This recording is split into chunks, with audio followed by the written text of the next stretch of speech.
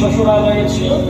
রাধারানীর স্বতন্ত্রই সখী মন্ডলী উপস্থিত হয়ে দেখাশোনা হলো। তাহলে সখীকে দেখলে সকালবেলা মায়েরা সকালবেলা যদি মানে 6টার সময় সকাল 6টার সময় যদি বাড়িতে আত্মীয় আসে, আপনারা কি করবেন? কি বলবেন?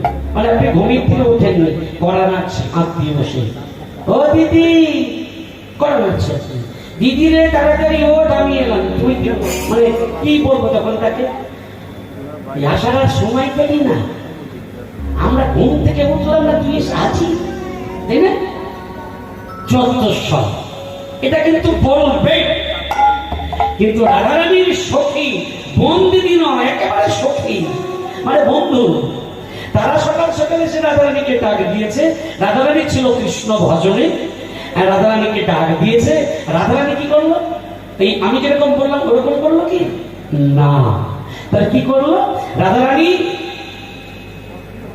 দেখি সুবদনে উঠিল অমনি, দেখি সুবদনে উঠিল অমনি, দেখি সুবদনে উঠিল অমনি,